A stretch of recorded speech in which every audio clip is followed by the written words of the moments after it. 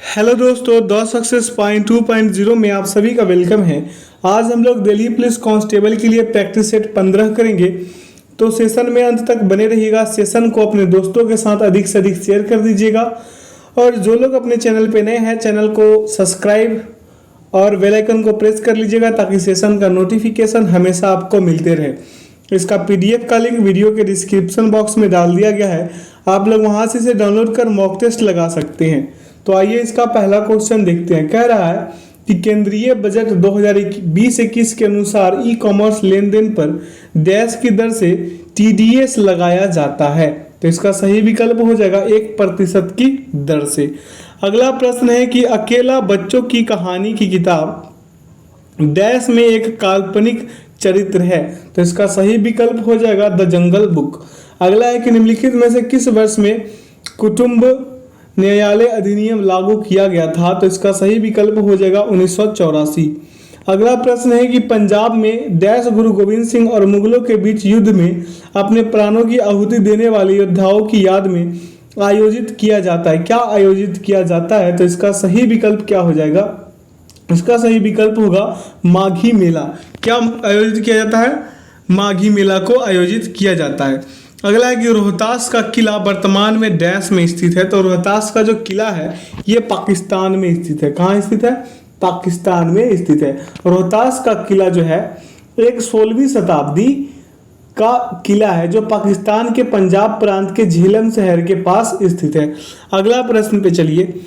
कह रहा है कि किस संविधान संशोधन अधिनियम द्वारा भारतीय नागरिकों की मतदान आयु 21 वर्ष से घटाकर 18 वर्ष कर दी गई थी। तो इसका सही विकल्प हो जाएगा संविधान का 61वां संशोधन अधिनियम 1988 के तहत। अगला प्रश्न है कि स्वतंत्रता के पश्चात भारत की जनगणना 2011 डैश राष्ट्रीय जनगणना थी।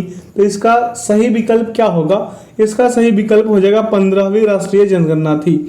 अगला है कि 2019 में Mumbai Indians IPL cricket team के मुख्य कोच कौन थे? तो इसका सही विकल्प हो जाएगा महिला जवर्धने। अगला प्रश्न पे चलेंगे। कह रहा है कि निम्नलिखित में से कौन सा कथन गलत है। अब गलत कथन कौन सा ये बताना है। तो मानव शरीर में आयोडीन की कमी से एनीमिया होता है। आयोडीन की कमी से कौन सा रोग होता है? तो घेगा होता है, ना कि एनीमिया होता है। ठीक है, आगे की ओर चलते हैं। अगला प्रश्न पे ध्यान देते हैं। ठीक है, प्रश्न क्या कह रहा है आपसे कि वाईचुंग भूटिया के नाम पर डैश में उनके जन्म स्थान के पास एक फुटबॉल स्टेडियम बनाया गया है। तो इसका सही विकल्प हो जाएगा सिक्किम। अगला, निम्नलिखित में से कौन सा संगठन या एजेंसी अगस्त 2020 तक भारत में पेमेंट बैंक का संचालन नहीं करती है? तो इसका सही विकल्प हो जाएगा विप्रो। क्या हो जाएगा? विप्रो। अगला प्रश्न है कि निम्नलिखित में से कौन जूनागढ़ में बहाउद्दीन भाई हसन भाई का मकबरा है? तो इसका सही विकल्प हो जाएगा महावत मकबरा। क्या हो जाएगा? महावत मकबरा। अगला है कि आदि चन्नल्लूर पुरातात्विक स्थल डैश राज्य में स्थित है। ये कहाँ स्थित है? तो तमिलनाडु में स्थित है। अगला है कि 1984 में सर विलियम जोन्स द्वारा डैश की स्थापना की गई थी। तो इसका सही विकल्प हो जाएगा एशियाटिक सोसाइटी ऑफ बंगाल। अगला प्रश्न है कि चिकनी मृदा के बारे में निम्नलिखित में से कौन सा कथन गलत है? तो इसका गलत कथन होगा कि चिकनी मृदा अधिक समय तक जल धारण नहीं कर सकती। अगला प्रश्न है कि डैश एक ऐसी बीमारी है जो आमतौर पर फेफड़ों में बुखार, खांसी, सीने में दर्द और वजन घटाने जैसे लक्षणों के साथ विकसित होती है। तो इसका सही विकल्प हो जाएगा क्षय रोग। अगला, निम्नलिखित में से कौन सा कथन सही है? तो इसका सही कथन होगा प्रशांत महासागर की तुलना में हिंद महासागर में सुनामी नगण्य है, मतलब कम है। अगला प्रश्न है कि निम्नलिखित में से किस उद्योगपति ने राज्यसभा में संसद के रूप में कार्य किया है? तो इसका सही विकल्प हो जाएगा विजय माल्या। क्या हो जाएगा? विजय माल्या। अगला, गांधी जी ने डैश को रौलत अधिनियम के अहिंसक विरोध दिवस के रूप में मनाने हेतु भारतीयों से आह्वान किया था। तो इसका सही विकल्प होगा 6 अप्रैल 1919। अगला प्रश्न है कि निम्नलिखित में से किस क्रिकेटरों को राजीव गांधी खेल रत्न पुरस्कार कभी प्राप्त नहीं हुआ? तो इसका सही विकल्प हो जाएगा शिखर धवन। ठीक है, शिखर धवन को नहीं मिला है। सचिन तेंदुलकर को 1997-98, एम एस धोनी को 2007-08, विराट कोहली को 2018 और रोहित शर्मा को 2020। आगे की ओर चलते हैं। कह रहा निम्नलिखित में से कौन सा संगीत का एक रूप है जो आमतौर पर सूफीवाद से जुड़ा हुआ है? तो इसका सही विकल्प क्या होगा? कव्वाली। आगे की ओर चलते हैं। कह रहा है कि निम्नलिखित में से कौन किसी देश की राजकोषीय नीति का हिस्सा नहीं है, तो इसका सही विकल्प हो जाएगा अर्थव्यवस्था में धन की आपूर्ति। अगला, मोटर वाहन अधिनियम 1988 की धारा 43 एक वाहन के अस्थायी पंजीकरण की अनुमति देता है जो डैश से अधिक नहीं है, तो इसका सही विकल्प क्या होगा? इसका सही विकल्प हो जाएगा 1 महीना। अगला, निम्नलिखित में से किसे भारतीय जनता से भू राजस्व एकत्र करने के लिए अंग्रेजों द्वारा मध्यस्थ के रूप में नियुक्त नहीं किया गया था, तो इसका सही विकल्प क्या होगा? इसका सही विकल्प होगा कुमार मात्य। आगे की ओर चलते हैं। कह रहा है निम्नलिखित में से कौन सी प्राचीन भारतीय पुस्तक शल्य क्रिया पर आधारित है, तो इसका सही विकल्प क्या हो जाएगा? सुश्रुत संहिता। अगला, प्राचीन भारत में व्यापारी काफिलों के नेता को डैश कहा जाता था, तो इसका सही विकल्प हो जाएगा सार्थवा। क्या हो जाएगा? सार्थवा। अगला प्रश्न पे चलिए। कह रहा है कि भारतीय दंड संहिता की निम्नलिखित में से कौन सी धारा न्यायिक कार्यवाही के दौरान झूठे साक्ष्यों के लिए दंड का प्रावधान करती है, तो इसका सही विकल्प होगा 193। अगला है कि गोवा के निम्नलिखित राज्यपालों में से किसने सबसे पहले कोंकणी भाषा में शपथ ली थी, तो भगत सिंह कोश्यारी। कौन? भगत सिंह कोश्यारी ने ली थी।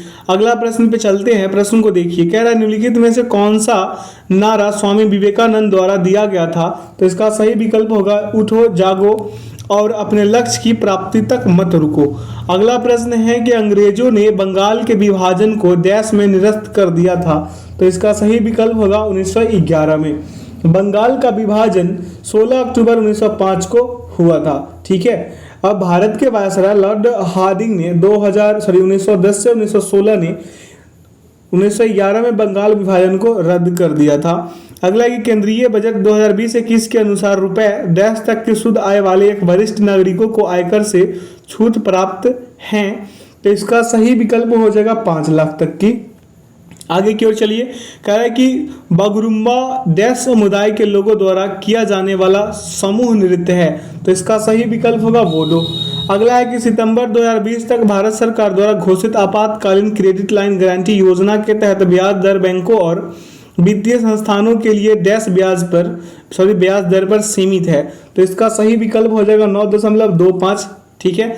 अगला है कि निम्नलिखित में से कौन सा कथन गलत है। अब गलत कथन को चुनना है, तो ओजोन ऑक्सीजन के 2 परमाणुओं द्वारा निर्मित होता है, ये गलत है। ओजोन जो है ऑक्सीजन के 3 परमाणु द्वारा निर्मित होता है। इसका क्या होता है? रासायनिक सूत्र O3 होता है। अगला प्रश्न पे चलते हैं और ध्यान दीजिएगा प्रश्न को। कह रहा है कि चौपर, जिसे चौपर या चौसर के नाम से भी जाना जाता है, एक प्राचीन भारतीय डैश था, तो एक प्राचीन भारतीय बोर्ड खेल था। क्या था? बोर्ड खेल। अगला, भारत में डैश को ग्रामीण या शहरी के रूप में वर्गीकृत किया जा सकता है, तो इसका सही विकल्प हो जाएगा सहकारी बैंक। क्या हो जाएगा? सहकारी बैंक। अगला है कि अंगूर की बेल डैश का एक उदाहरण है, तो इसका सही विकल्प होगा आरोही क्लिंबर। अगला, निम्नलिखित में से एक संविधान सभा की कौन सी समिति के अध्यक्ष राजेंद्र प्रसाद नहीं थे, तो इसका सही विकल्प होगा संघीय शक्तियों से संबंधित समिति। आगे की ओर बढ़ते हैं, अगला प्रश्न को देखते हैं। कह रहा है कि विनी महाजन डैश राज्य की पहली महिला मुख्य सचिव थी, तो इसका सही विकल्प क्या होगा? पंजाब। क्या हो जाएगा? पंजाब। अगला है नेपाल में डैश मंदिरों को वानर मंदिर के रूप में भी जाना जाता है, तो इसका सही विकल्प होगा स्वयंभूनाथ। कौन सा मंदिर? स्वयंभूनाथ मंदिर। अगला है कि आर प्रज्ञानंदन का संबंध निम्नलिखित में से किस खेल से है, तो इसका सही विकल्प हो जाएगा शतरंज। अगला, दून या ड्यून्स डैश और शिवालिक के मध्य अनुदैर्ध्य घाटियां हैं, तो इसका सही विकल्प हो जाएगा निम्नतर हिमालय। क्या हो जाएगा? निम्नतर हिमालय।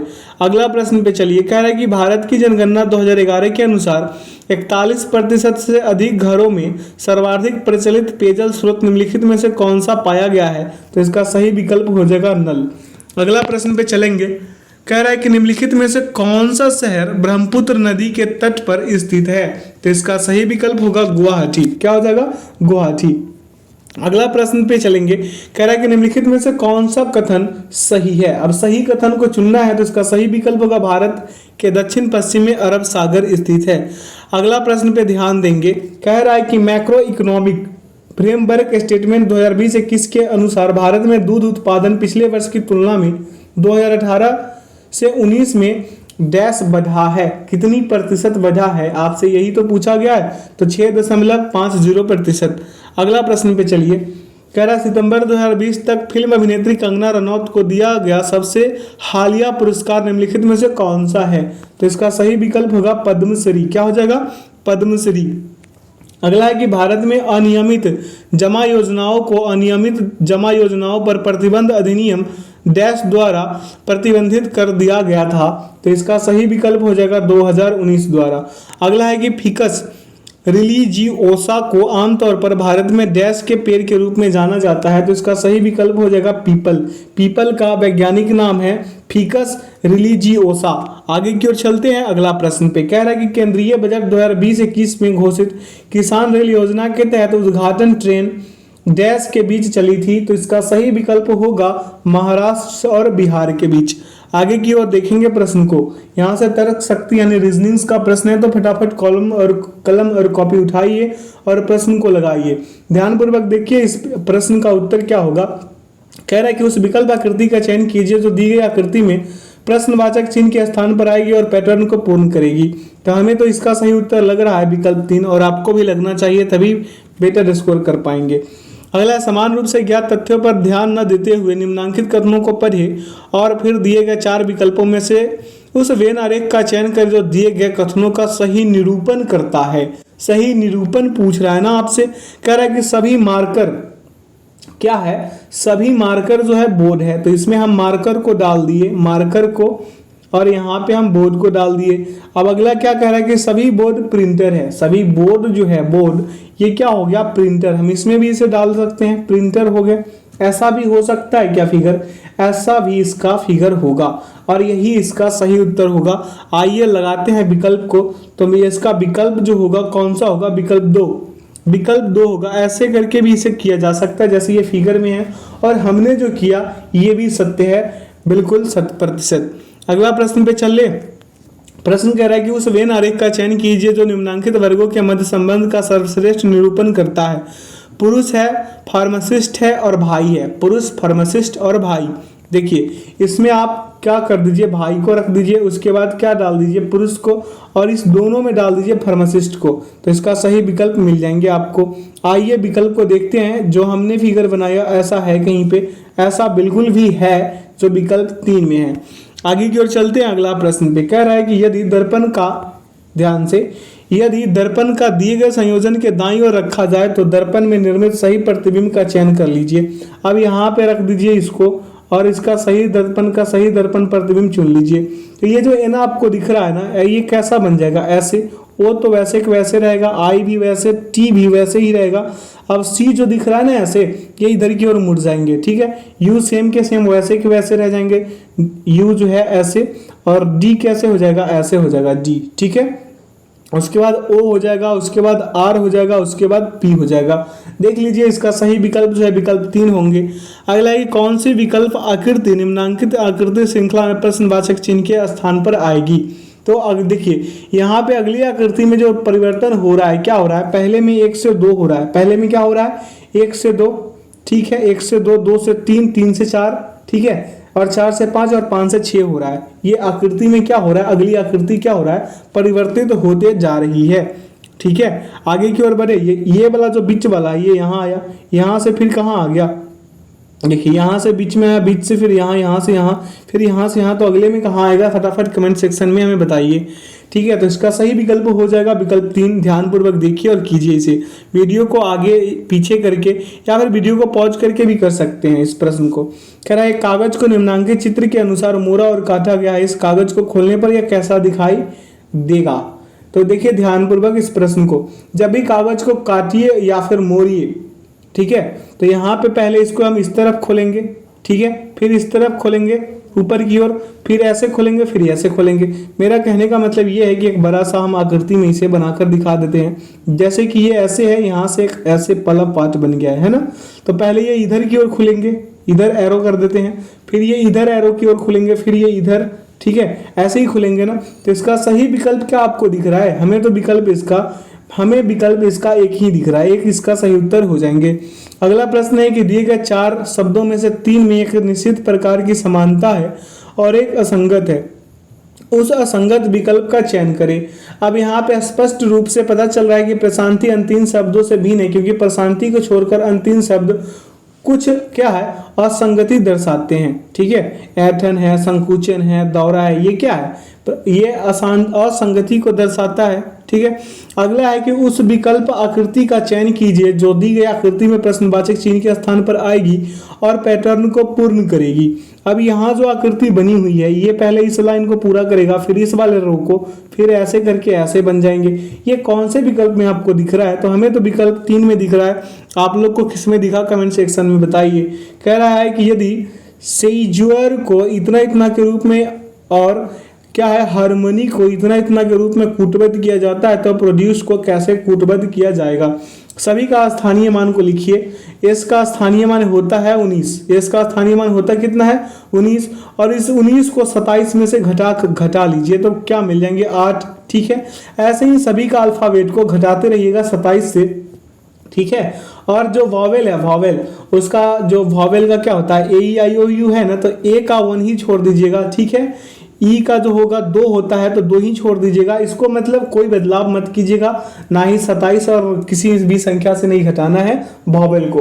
बाकी जो वॉवेल के अलावा जो है कॉन्सोनेंट उसे आप 27 से घटाकर लिखिएगा। इसका सही उत्तर मिल जाएंगे आपको क्या, विकल्प 4। ठीक है, प्रोड्यूस का।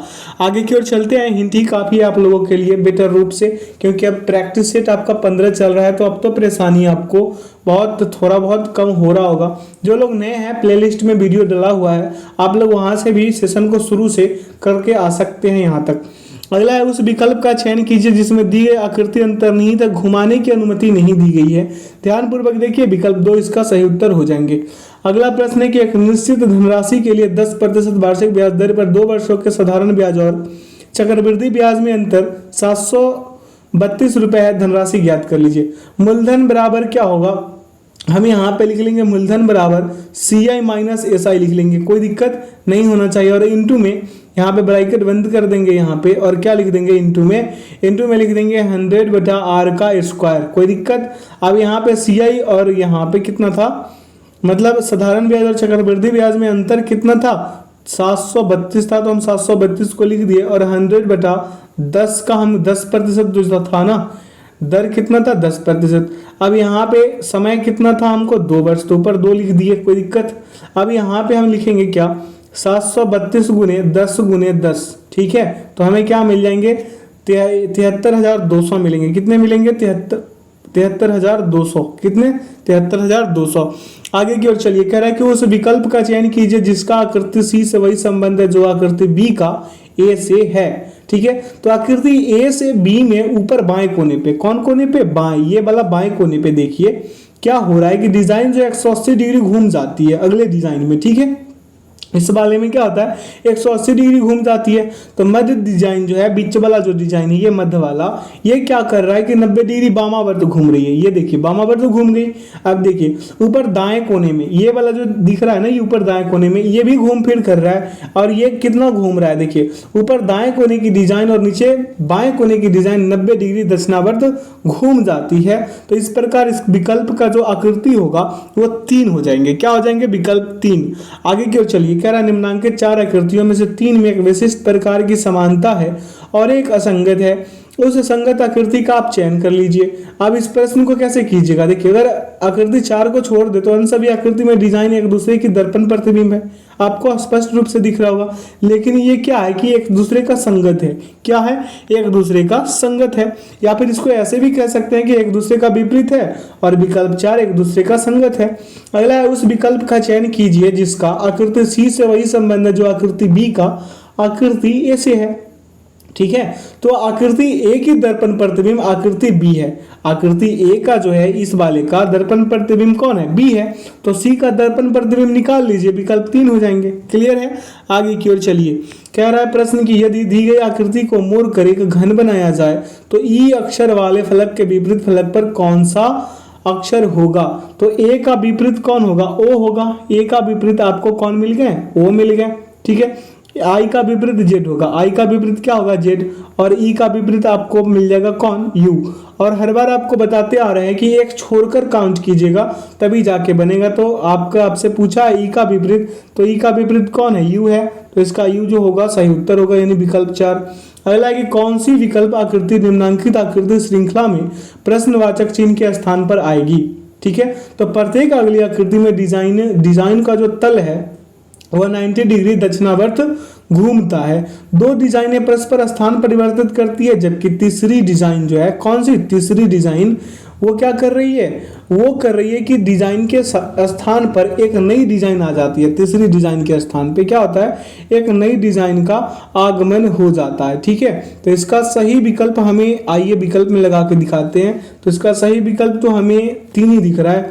अगला है कि उस विकल्प का चयन कीजिए जिसका तीसरी संख्या से वही संबंध है जो दूसरी संख्या का पहली संख्या से है। तो हम यहाँ पे 15 गुने हम 6 कर दे तो हमें मिल गया 90, ठीक है, 90 मिल गया। और हम यहाँ पे हम लिख सकते हैं 15/3 और +1, ठीक है, +1 बराबर कितने आ जाएंगे, 6 आ जाएंगे। कितने आ जाएंगे, 6, ठीक है। अब आइए हम 18 गुने 7 कर ले, हमें मिल जाएंगे 126। कितने मिल जाएंगे, 126 मिल जाएंगे। और फिर 18/3 और +1 कर लेंगे तो हमें यहाँ भी 7 मिल जाएंगे, ठीक है। तो इसका सही विकल्प क्या हो गया, विकल्प 3। अगला प्रश्न है कि एक पासे की विभिन्न स्थितियां दर्शाई गई है, भिन्न भिन्न स्थितियां। तो विकल्पों में से उस अक्षर का चयन कीजिए जो अक्षर बी वाले पृष्ठ के विपरीत पृष्ठ पर है। हम यहाँ पे देखेंगे कि कौन सा जो है एक दूसरे को काटपीट कर रहा है, एक दूसरे को काटपीट कौन कर रहा है। देखिए यहाँ पे ये डी से डी खत्म हो गया, ये सी से सी खत्म हो गया, तो बी के विपरीत कौन हो गए, ई हो गए। बी के विपरीत कौन हो गए, ई। तो विकल्प हमें 4 मिल गए। कॉमन करके भी बना सकते हैं, लेकिन पिछले 2 वीडियो से हम ऐसा ही कर रहे हैं, 2 सेशन से, ठीक है। कॉमन करके भी बना सकते हैं और ऐसे भी बना सकते हैं, जो आपको ठीक लगे।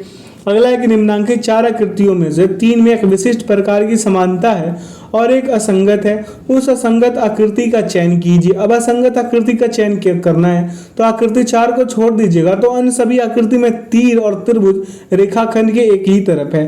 देख रहे हैं, एक ही तरफ है, किसमें, आकृति 4 में, 4 में है ना, हाँ आकृति 4 में। आकृति 4 को अगर छोड़ दे तो देख रहे हैं ये जो त्रिभुज है, ये तीर है, एक ही तरफ है, सब में दिख रहा है, लेकिन इसमें विपरीत है।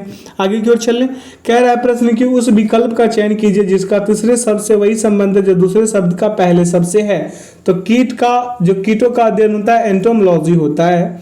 तो चट्टान का अध्ययन किसमें हो जाएगा, चट्टान का अध्ययन हो जाएगा लिथोलॉजी में। किसमें हो जाएगा, लिथोलॉजी में, ठीक है। अगला है कि दिए गए समीकरण को संतुष्ट करने के लिए किन 2 चिन्हों को एक दूसरे से प्रतिस्थापित किया जाना चाहिए। तो अगर आप विकल्प 2 को अगर कर देना तो 9 = 9 आपका आ जाएंगे, ठीक है। आगे की ओर चलते। कह रहा है उस समुच्चय का चयन कीजिए जिसकी संख्या के मध्य वही संबंध है जो नीचे दिए गए समुच्चय की संख्याओं के मध्य है, ठीक है। तो यहाँ पे हम करेंगे प्रश्न नंबर 72 का। देखिए इसको पहला का हम करके दिखा देते हैं। तो जैसे हम करेंगे 4 गुने 4 और प्लस का कर देंगे 3, तो हमें मिल जाएंगे 4 चौके 16 और 3 19, ठीक है। अब इस 19 में हम गुना करा देंगे 2 से और प्लस कर देंगे 3, तो 19 क्या हो जाएगा, सॉरी 19 दूना 38 और 3 41 हो जाएंगे, ठीक है, 41 हो जाएंगे। सेम इसी प्रकार से विकल्प 4 में देखिए, विकल्प 4 में देखिएगा उत्तर आपको मिल जाएंगे, ठीक है। आगे की ओर चलते हैं अगला प्रश्न पे। प्रश्न क्या कह रहा है कि निम्नलिखित श्रेणी में प्रश्नवाचक चिन्ह के स्थान पर दिए गए विकल्पों में से कौन सी संख्या आएगी। तो ध्यान दीजिए इस प्रश्न पे, यहाँ पे हो क्या रहा है, कॉमन करते चलिए। जैसे लिखा गया है, कॉमन नहीं करना है यहाँ पे डिफरेंस चेक करना है कितना है। देखिए हम शुरू से करते आ रहे हैं, यहाँ से 1 है, 5 है, 10 है, 27, 50, 58 है, फिर क्या है 153, उसके बाद 340 है। अब अगला संख्या आपसे पूछा है। अब यहाँ पे देखिए इसमें कितने का डिफरेंस, 4 का। इसमें कितने का डिफरेंस है, इसमें 5 का डिफरेंस है। फिर इसमें 5 का है ना, फिर इसमें कितने का डिफरेंस है, 17 का है। कितने का, 17 का। इसमें कितने का, 31 का डिफरेंस है, ठीक है। इसमें कितने का डिफरेंस है, तो 95 का, ठीक है। इसमें कितने का डिफरेंस है, तो 187 का है। अब देखिए करना आपको एक ही काम है, गुना कीजिए 2 से और माइनस कीजिए 3। फिर अगले में कर दीजिए गुना कितने से, 3 से कीजिए और प्लस कर दीजिए 2। फिर अगले में क्या कर दीजिए, गुना कीजिए 2 से -3। फिर अगले में क्या कर दीजिए, गुना कीजिए 2 से और प्लस, सॉरी गुना कीजिए 3 से और प्लस कर दीजिए 2। फिर अगले में यहाँ पे क्या कर लीजिएगा, गुना कीजिएगा 2 से और माइनस कीजिएगा 3।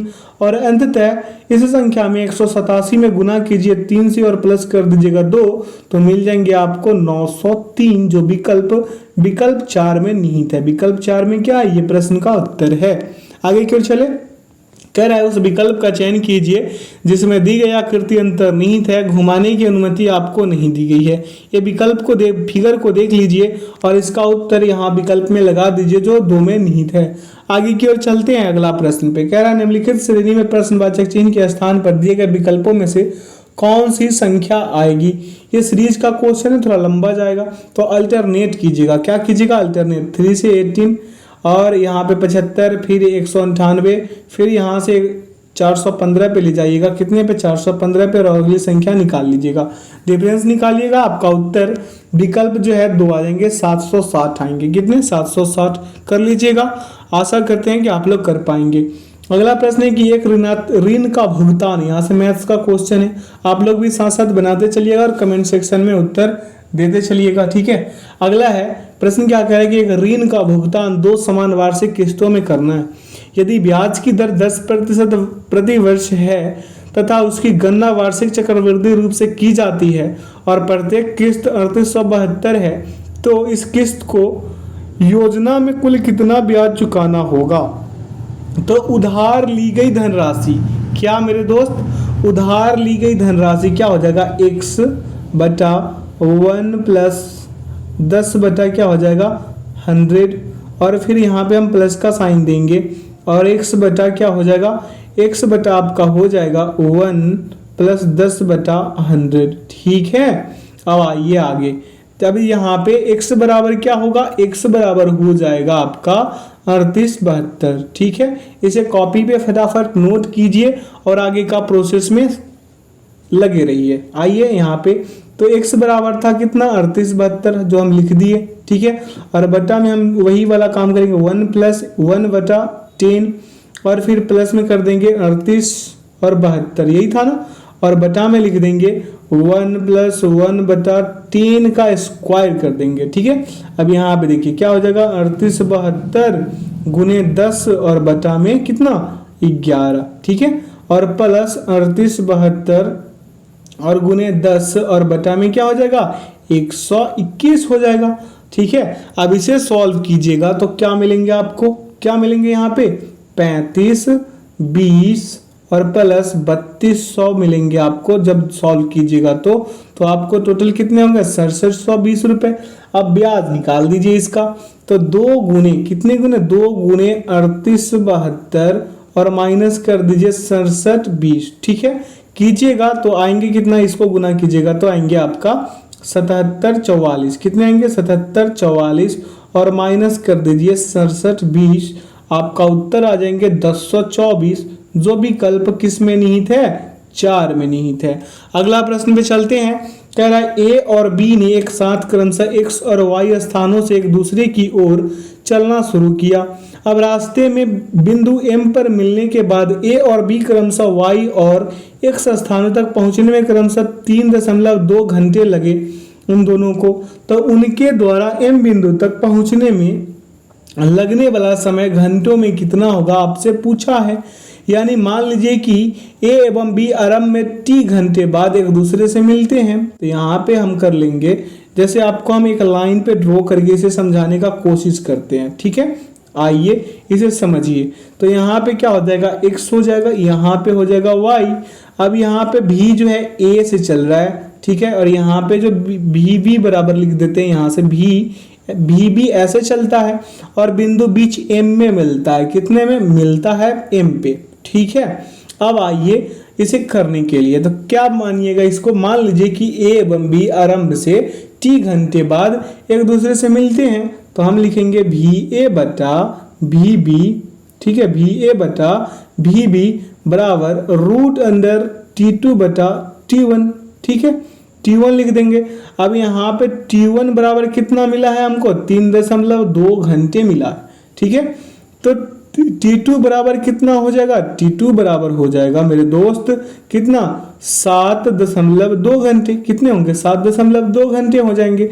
आइए इसको अगले स्टेप पे खत्म कर देते हैं। ठीक है, तो देखिए VA बटा VB क्या हो जाएगा? VA बटा VB बराबर रूट अंडर से 7.2 बटा 3.2, यानी कि हम इसे लिख सकते हैं 9/4, और बराबर में इधर लिख हो जाएगा 3 का कितना? 9 का 3 और 2 का 4 का 2। ठीक है, तो हम यहाँ पे VA बराबर कितना हो जाएगा? 3x। VA बराबर देख रहे हैं ना, 3x हो जाएगा। ठीक है, अब आइए VB बराबर क्या हो जाएगा? 2x हो जाएगा। यहाँ पे हम लिख सकते हैं कॉमा करके VB बराबर हो जाएगा कितना? 2x। VB बराबर कितना? 2x। ठीक है, अब xm प्लस my बराबर xy कर लेंगे।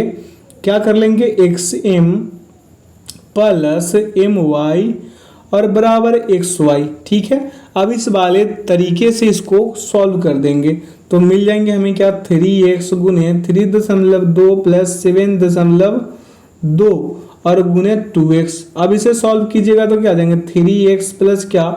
2x और गुना क्या हो जाएगा? t। यही होगा ना, यही होगा ना। तो आइए इसे आगे की ओर करते हैं, यानी कि 3x में हम पुट आउट करके बनाएंगे तो 9.6 और प्लस 14.4 और बराबर में हो जाएगा 5t। कोई दिक्कत? अब 5t बराबर गुना करके लिखिएगा तो क्या आ जाएंगे? 5t बराबर आपका 24। तो यहाँ से 5 से काटिएगा तो 4.8 घंटे आएंगे, जो विकल्प 3 में निहित है। अगला प्रश्न है कि 14 संख्याओं का औसत 73.5 है। यदि दो संख्याओं 60 और 63 को संख्याओं 58 और 70 से स्थानांतरित कर दिया जाए तो उनमें एक संख्या x शामिल कर दी जाए तो संख्याओं का औसत 1.5 बढ़ जाता है, तो x का मान कितना होगा? तो यहाँ पे देखिए क्या होगा, 15 संख्याओं का औसत निकाल लीजिए पहले, यानी कि 73.5 और प्लस 1.5 बराबर कितना हो जाएगा? टोटल 75। अब प्रश्न से कीजिए इसे 14 गुने हम लिख लेंगे क्या? 73.5। ठीक है, अब चलिए आगे माइनस कर दीजिए 60 और माइनस कर दीजिए 63 प्लस x और 63 प्लस x कर दिए। अब यहाँ पे हम 63 और एक चीज मिस्टेक हुआ है, यहाँ पे 63 हो गया ना, और प्लस 58 भी तो होगा और प्लस 70 भी तो होगा और प्लस क्या हो जाएगा?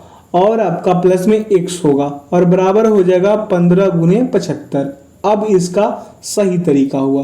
अब आइए इसे गुना कीजिएगा, कॉपी पे फटाफट लिखते चलिएगा और गुना करके इसे लिखिए 1029 आएंगे। ठीक है, माइनस 123 और प्लस क्या हो जाएगा? 128 और प्लस x बराबर कितना हो जाएगा? 1125। ठीक है, तो 1034 प्लस क्या हो जाएंगे? x बराबर कितना? 1125, यानी कि x बराबर हम लिखेंगे 1125 माइनस कितना? 1034, यानी x बराबर क्या आ गया? 91, जो विकल्प 1 में है। आगे की ओर चलते हैं अगला प्रश्न पे। कह रहा है कि a की आय b की आय से 60% अधिक है और c की आय a और b की कुल आय से 45% कम है, तो c की आय a की आय से कितने प्रतिशत कम है? तो मान लीजिए b की आय जो होगा 100%, a की आय कितना हो जाएगा? 160, तो c की आय हम निकाल देते हैं, क्या हो जाएगा? 100 प्लस 160 और गुने कितना? 55%। ये 45% से कम, तो इसका कितना? 55। तो 260 गुने हम लिखेंगे 55/100। काट पीट मचाइएगा तो 143 मिल जाएंगे सी की आय। अब प्रतिशत निकालना है हमें, क्या कर लेना है? प्रतिशत इसका निकाल लेना है। तो 160 माइनस 143/160 और गुने 100 कर दीजिएगा। इसे सॉल्व कीजिएगा, आपको क्या मिल जाएंगे? आपको मिल जाएंगे 10.5। क्या मिल जाएंगे? 10.5। ठीक है, आगे की ओर चलते हैं। प्रश्न कह रहा है आपसे कि स्कूल ए के कुछ छात्र एक परीक्षा में शामिल हुए और उनमें से 65% उत्तीर्ण हुए। स्कूल ए के खर्चों की तुलना में 100% अधिक छात्र स्कूल बी से उसी परीक्षा में शामिल हुए। यदि स्कूल ए और क्या है? बी से परीक्षा में शामिल होने वाले कुल छात्रों में से 75% उत्तीर्ण हुए तो स्कूल बी से अनुत्तीर्ण छात्रों की प्रतिशत कितनी है। तो विद्यालय ए से परीक्षा में शामिल होने वाले विद्यार्थी मान लीजिए 100, किससे, ए से, हम ए से मान लिए 100, ठीक है। अब विद्यालय बी से परीक्षा में शामिल होने वाले कितने हो जाएंगे, 200 हो जाएंगे, ठीक है। तो विद्यालय ए से सफल विद्यार्थी कितना हो जाएगा, 65, ए से सफल विद्यार्थी 65। तो विद्यालय ए एवं बी से सफल विद्यार्थी निकालेंगे तो क्या करेंगे, 300 गुने 75 और बटा में लिख देंगे 100, काटपीट मचाइएगा 225 आएंगे, ठीक है। तो विद्यालय बी से सफल विद्यार्थी बराबर हमें निकालना है। आइए अगले स्टेप पे करते हैं। तो यहाँ पे हम करेंगे 225 माइनस 65, तो कितना हो जाएगा, 160 होंगे, ठीक है। तो असफल विद्यार्थी कितने हो जाएंगे, 200 माइनस हम कर लेंगे 160, तो 40 विद्यार्थी असफल और सफल विद्यार्थी 160। अब प्रतिशत में हमसे पूछ दे तो 40/200 और गुने 100, तो ये हो जाएंगे 20%, जो विकल्प 1 में निहित है। कोई दिक्कत आप लोगों को नहीं होना चाहिए। अगला है कि किसी राशि पर पहले 3 वर्ष के लिए ब्याज की दर 8% प्रति वर्ष है, अगले 4 वर्ष के लिए 10% प्रति वर्ष और 7 वर्ष के लिए 16% प्रति वर्ष है। यदि एक व्यक्ति को 10 वर्ष के बाद साधारण ब्याज के रूप में 11,340 रुपये प्राप्त होते हैं तो उसे कितनी राशि का निवेश किया, उसने कितनी राशि का निवेश किया है। तो मान लीजिए निवेशित राशि जो होगा धनराशि 100 हो जाएगा। साधारण ब्याज बराबर फॉर्मूला होता है मूलधन गुने समय गुने दर बटा 100। तो इस पर हम पुट आउट करेंगे 100 गुने 3 गुने क्या हो जाएगा, ये 3 जो है ना कभी कभी फिसल के पता नहीं कीड़ा मकोड़ा जैसा बन जाता है ना। आइए देखते हैं। तो गुने 8 बटा क्या हो जाएगा 100 और प्लस में हो जाएगा 100 गुने 4 गुने 10 और बटा में 100, ठीक है 100। फिर प्लस करेंगे 100 गुने 16 और गुने का हो जाएगा कितना, गुने का हो जाएगा 3 और बटा में क्या हो जाएगा 100 और बराबर में लिख लीजिएगा 11,340, ठीक है। अब इसे सॉल्व कीजिए तो क्या हो जाएंगे 24x/100। देखिए अब 24t जैसा हो गया, ठीक है। थोड़ा सा कॉपरेट कीजिएगा मेरे दोस्त, मेरे बातों पे ध्यान दीजिए, क्वेश्चन फटाफट बनेगा, ठीक है। यहाँ पे देखिए 40x बटा क्या हो जाएगा 100 और प्लस क्या हो जाएगा, प्लस हो जाएगा 40x/100, ठीक है 100, ठीक है ना। अब बराबर में यहाँ पे लिख लीजिए 11,340, ठीक है। अगले स्टेप पे चलते हैं। अगले स्टेप पे हम इसे करेंगे, ठीक है। तो क्या हो जाएगा 112x/100 और बराबर लिख लीजिए 11,340, ठीक है।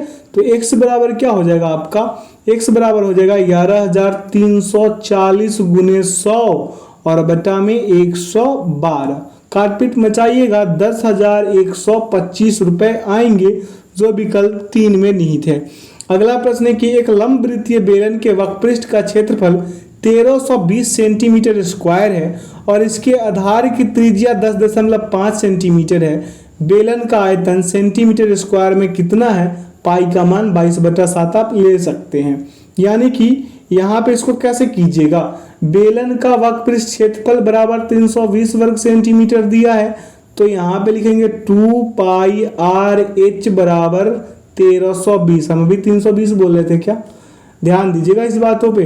देखिए 2 गुने क्या हो जाएगा, 2 गुने 22/7 और गुने लिख लेंगे 10.5 गुने एच बराबर हो जाएगा कितना 1320, ठीक है। अब हमें निकालना h है तो हम क्या कर लेंगे, h बराबर क्या करेंगे, h बराबर 1320 गुने 7 और बटा में हो जाएगा 2 गुने 22 और गुने क्या हो जाएगा 10.5, ठीक है। काटपीट मचाइएगा 20 सेंटीमीटर उत्तर आएंगे।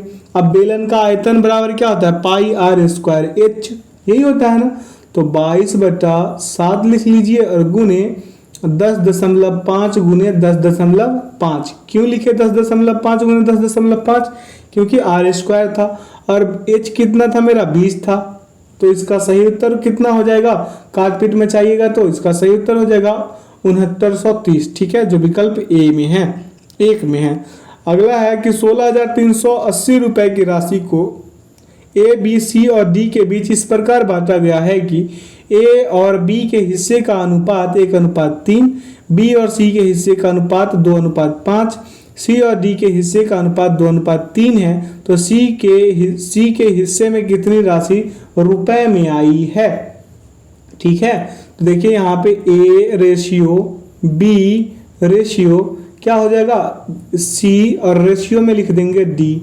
अब सबको रेशियो पे फिट कीजिएगा ना, तो 2 रेशियो इसका कितना हो जाएगा 2 रेशियो 6 और 6 इसका रेशियो 15 और यहाँ पे 45/2 आएंगे। अब कैसे आएंगे आपको हम अगर शुरू से करके दिखाएं तो आपको पता चले, तो फिर से हम इसे कर देते हैं ताकि ज़्यादा शॉर्ट हो जा रहा है। ए रेशियो बी है, ठीक है, रेशियो सी रेशियो डी, ठीक है, तो इसका कितना 1:2 है। फिर इसका कितना है बी और सी का 2:5 है।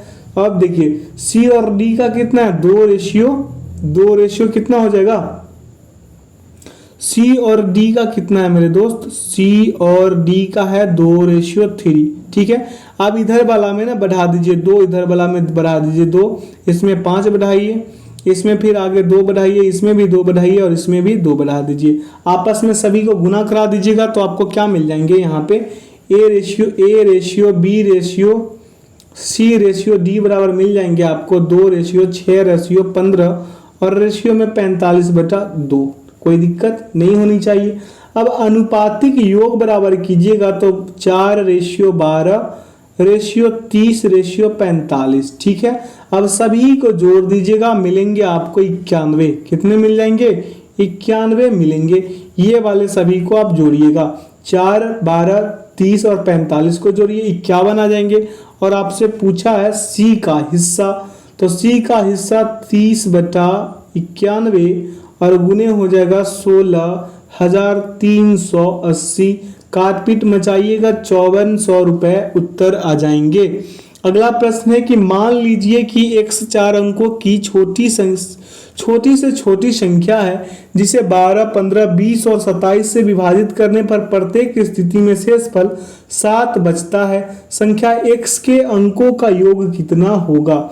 देखिए पहले हम करेंगे 12, 15, 20 का एलसीएम जो हमें मिलेंगे 540। कितने मिलेंगे 540। अब संख्या को हम क्या कर लेंगे 2 × 40 + 7 कर लेंगे तो हमें क्या मिल जाएगा 1080 + 7 बराबर क्या हो जाएगा 1087 और बराबर में एक संख्या का योग को जोड़ देंगे तो क्या हो जाएगा यहाँ पे सभी को 1 + 0 + 8 प्लस क्या कर देंगे 7 तो मिलेंगे 16। विकल्प 2 सही। अब जो 85 नंबर वाले क्वेश्चन है इसको खुद कीजिएगा। इसका उत्तर जो है हम बता देते हैं 4/15 आएंगे क्योंकि इसमें ना समय अत्यधिक लगता है, कभी कभी एरर होने की वजह से फिर से चेकआउट करना पड़ता है। ठीक है, आगे की ओर चलते हैं अगला प्रश्न पे। अगर आप लोगों को ये प्रश्न का भी सॉल्यूशन चाहिए कमेंट सेक्शन में जरूर बताइएगा, हम इस पे समय देकर करा देंगे। ठीक है, अगला है कि एक वस्तु का अंकित मूल्य 240 रुपए है, इसे अंकित मूल्य पर 10% की छूट देते हुए बेचा गया। यदि लाभ 8% हुआ तो उस वस्तु का क्रय मूल्य कितना है। अब देखिए वस्तु का विक्रय मूल्य यानी हम 200 कितना 40 × 90 कर लेंगे, कोई दिक्कत है नहीं ना। 10% की छूट दिया तो 90 और बटा हो जाएगा 100। काटपीट मचाइए, यहाँ पे आपको उत्तर आ जाएंगे कितना 216। कितने 216। तो लाभ कितना 8% हुआ है तो वस्तु का सीपी निकालेंगे। क्या निकालेंगे हम सीपी निकाल लेंगे, क्रय मूल्य निकालेंगे तो 216 × 100 और बटा में 108 हम लिख सकते हैं। काटपीट मचाइए 200 आएंगे जो विकल्प 1 में निहित है। अगला प्रश्न है कि ए और बी किसी काम को क्रमशः 10 दिन और 15 दिन में कर सकते हैं। वे 4 दिन तक एक साथ काम करते हैं। शेष काम को सी द्वारा अकेले 12 दिनों में पूरा किया जाता है। सी अकेले कुल काम के 4/9 भाग को कितने दिन में पूरा करेगा। भैया इस प्रश्न को करेंगे, देखिए कैसे। अब a + b का 4 दिन का काम निकालिए तो 4 × 1/10 और प्लस 1/16। कोई दिक्कत, यहाँ पे हम a + b का 4 दिन का काम निकाल रहे हैं, ये भी ध्यान रखिएगा। अब इसे सॉल्व कीजिएगा तो क्या आ जाएगा 4 और इसका एलसीएम लीजिए तो कितने हो जाएंगे 30 और यहाँ पे 10 दिया 30, और यहाँ पे कितने हो जाएंगे, यहाँ पे 15 होना चाहिए ना, 15, ये 10 और 15 है मेरे दोस्त, 16 नहीं है, 15 दूना 30, ठीक है, ये 15 1/15 है, इसे ध्यान रखिएगा, इस वाले पार्ट को ध्यान रखिएगा, ये 1/15 था, ठीक है। अब आइए आगे करते हैं, तो क्या हो जाएगा 4 गुने 5/30 हो जाएंगे, और बराबर में कीजिएगा तो क्या हो जाएगा, यहाँ पे हो जाएगा 2/3, ठीक है। तब शेष काम को हम निकालते हैं, किसको निकालेंगे, शेष काम को निकालेंगे, कहाँ जा रहा है बे, अब देखिए ये शेष काम को निकालेंगे तो 1 माइनस 2/3, यानी कि आगे कितने जाएंगे 1/3, तो सी द्वारा 1/3 काम करने में लिया गया समय कितना था, 12 दिन था, तो पूरा काम करने में लगा समय हो जाएगा 12 गुने 3 यानी 36 दिन, कितने दिन, 36 दिन हो जाएंगे। तो 4/9 भाग करने में सी द्वारा लिया गया समय 4 कितने भाग, 9 भाग, तो कर दीजिए 4/9 गुने 36 यानी 9 चौके 36, 4 चौक 16 दिन, कहाँ पे दिख रहा है 16 दिन, विकल्प 4। अगला प्रश्न है कि रोशन ने 1620 में 36 किलोग्राम चीनी खरीदी, उसे बेचकर उसने उस पर 6 किलोग्राम चीनी के विक्रय मूल्य के बराबर का लाभ अर्जित किया, उसका प्रति किलोग्राम चीनी का विक्रय मूल्य कितना है, प्रति ग्राम चीनी का विक्रय मूल्य पूछ लिया है, तो 36 किलोग्राम चीनी का विक्रय मूल्य कितना हो जाएगा, 36 किलोग्राम, यानी कि चीनी का क्रय मूल्य प्लस 6 किलोग्राम चीनी का विक्रय मूल्य, तो 30 किलोग्राम चीनी का विक्रय मूल्य बराबर क्या हो जाएगा, 36 किलोग्राम चीनी का क्रय मूल्य बराबर कितना होगा 1620 रुपए, कितने हो जाएंगे 1620। तो मेरा कहने का मतलब कि 3600 किलोग्राम चीनी का क्रय मूल्य, यानी मेरा कहने का मतलब लिख के ही बता देते हैं, 36 सीपी कॉस्ट प्राइस बराबर कितना हो जाएगा 1620। तो हम कहेंगे 1 किलोग्राम चीनी का एसपी, क्या एसपी सेलिंग प्राइस बराबर क्या हो जाएगा 1620/30, ठीक है। काटिएगा इसे काट पीट मचा दीजिए, आपको कितने मिल जाएंगे, आपको मिल जाएंगे 54, जो विकल्प 3 में निहित है। अगला है कि एक विभाजन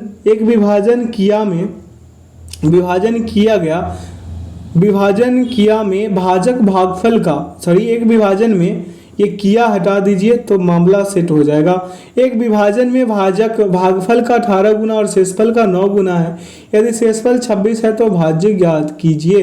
तो भाज्य बराबर क्या हो जाएगा, भाज्य बराबर लिखते हैं तो क्या हो जाएगा 9 गुने शेष होगा, शेषफल यानी 9 गुने कितना था 26 कर देंगे तो हमें मिलेंगे कितना 234 मिल जाएंगे, ठीक है। तो हम 234 का 18 से कर दे तो कितने हो जाएंगे 13, कितने हो जाएंगे 13। भाज्य बराबर फॉर्मूला क्या होता है, भाजक गुने भागफल प्लस शेष होता है ना। तो हम कर दिए यहाँ पे 234 गुने 13 और प्लस का क्या हो जाएगा 26, ठीक है। इसे गुना कीजिएगा तो 30 42 आएंगे और प्लस का 26, यानी वो कितने जाएंगे 30 68, कितने 30 68, जो विकल्प 4 में निहित है, कोई दिक्कत नहीं होना चाहिए। अगला है कि एक समचतुर्भुज का परिमाप 148 सेंटीमीटर और उसके एक विकर्ण की लंबाई जो है 70 सेंटीमीटर है, इसका क्षेत्रफल उस आयत के क्षेत्रफल के बराबर है जिसकी भुजाओं का अनुपात 7:3 है। आयत की बड़ी भुजा की लंबाई कितनी है, तो देखिए हम इसका एक फिगर बनाते हैं, क्या बनाते हैं फिगर समझने के लिए, ठीक है। ये फिगर बन रहा है, ठीक है, इस पे ध्यान दीजिएगा, है ना। ये ओ है, केंद्र है ओ, ये इसको ए मानिए, ये ए मानना नहीं है, ए है ही, ए बी सी और डी, ठीक है। अब समचतुर्भुज का परिमाप 4 गुने भुजा होता है, क्या होता है 4 गुने ए होता है, 4 गुने क्या होता है ए, यानी 4a भी लिख सकते हैं। तो हम यहाँ पे लिखेंगे 4 गुने ए बी बराबर क्या लिख लेंगे 148, कोई दिक्कत नहीं होना चाहिए आप लोगों को, ठीक है। तो ए बी बराबर हम निकाले तो क्या हो जाएगा 148 और बटा में 4, ठीक है। ऊपर लिख दे ए बी बराबर क्या हो जाएगा 148 और बटा में 4, काटिएगा तो 37 आएंगे, यहाँ पे ये काटिएगा तो कितने आएंगे 37। तो AC बराबर है कितना 70, ये जो AC है ना AC, ये कितनी है AC एयर कंडीशन 70 है मेरे दोस्त। आइए आगे स्टेप पे इसको करते हैं, अगले स्टेप पे। तो समचतुर्भुज के विकर्ण एक दूसरे को लंबवत समद्विभाजित करते हैं, तो AO बराबर OC बराबर कितना हो जाएगा 35 हो जाएगा, ठीक है। तो कोण AOB बराबर कितने 90 डिग्री, ठीक है। तो OB बराबर क्या हो जाएगा, OB बराबर रूट अंडर ए बी का स्क्वायर माइनस ओ ए का स्क्वायर, यानी कि ऊपर लिख दें, ऊपर लिख देते हैं, समझ लीजिएगा यहीं से। तो 37 का स्क्वायर माइनस 35 का स्क्वायर, ठीक है। आइए इसे अगले स्टेप पे करते हैं। तो क्या हो जाएगा, रूट अंडर 37 प्लस 35 और यहाँ पे इंटू में 37 माइनस क्या हो जाएगा 35, यानी हम लिख सकते हैं 72 गुने 2, यानी 72 गुने 2 करेंगे 144 आएगा। 144 का कितने का होता है, रूट 12 का होता है। तो अब आइए हम BD निकालते हैं। क्या निकालते हैं, BD। तो BD बराबर क्या हो जाएगा, BD बराबर हो जाएगा 2 गुने 12 यानी कि 24 सेंटीमीटर। अब चूंकि कर ले ABCD का क्षेत्रफल, ABCD का क्षेत्रफल क्या हो जाएगा 1/2 गुने AC गुने क्या हो जाएगा BD हो जाएगा, ठीक है, BD। तो यहाँ पे 1/2 गुने 70 गुने 24, ठीक है। अब यहाँ पे 35 गुना 70 गुना करा दीजिए, 840 मिल जाएंगे। क्या मिल जाएंगे, 840 वर्ग centimetre.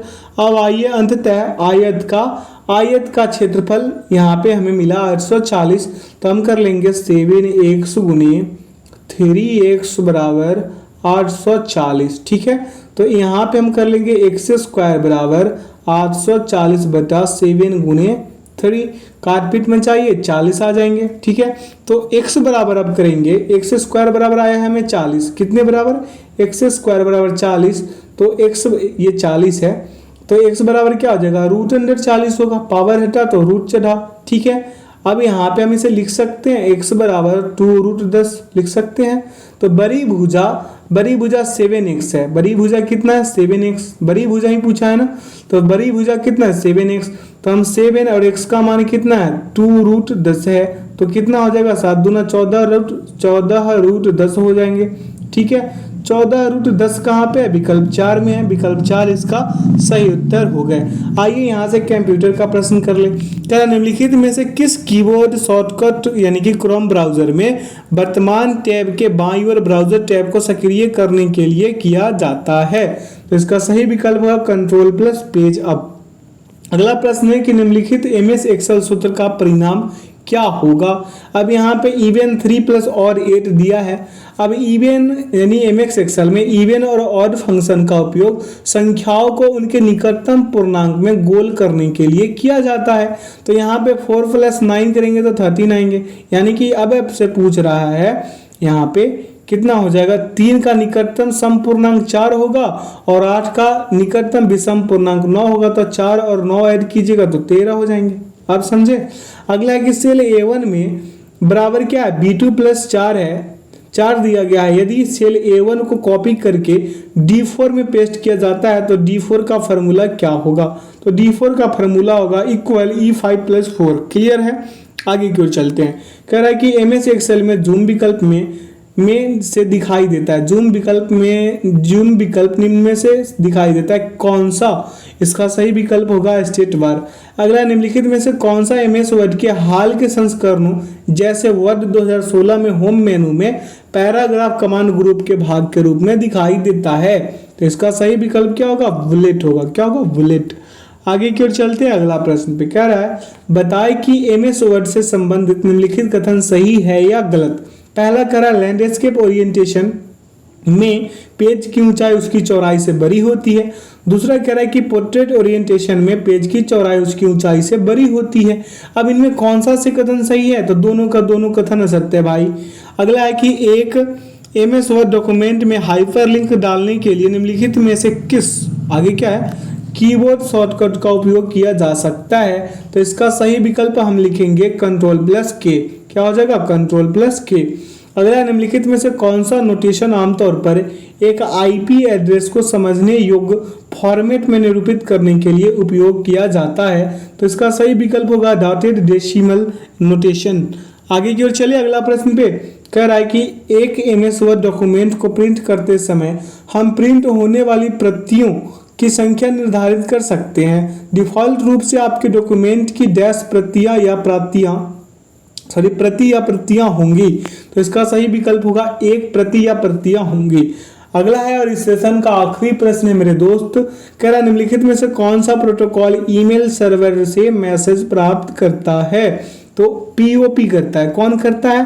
POP means post office protocol. ठीक है, तो आशा करते हैं कि आज के सेशन से आप लोगों को काफ़ी कुछ सीखने को मिला होगा। तो आप लोग जो लोग चैनल पे नए हैं वो चैनल को सब्सक्राइब कर बेल आइकन को प्रेस कर लीजिए ताकि सेशन का नोटिफिकेशन हमेशा आपको मिलते रहे। इसका पीडीएफ का लिंक वीडियो के डिस्क्रिप्शन बॉक्स में डाल दिया गया है, आप लोग वहां से इसे डाउनलोड कर मॉक टेस्ट लगा सकते हैं। ठीक है, तो वीडियो में अंत तक बने रहने के लिए बहुत बहुत धन्यवाद। अपना ख्याल रखिएगा और मेरे साथ हमेशा हर रोज एक प्रैक्टिस सेट लगाते रहिए ताकि एग्जाम्स में आप बेहतर स्कोर कर पाएं। तो thanks for watching the video. जय हिंद, जय भारत।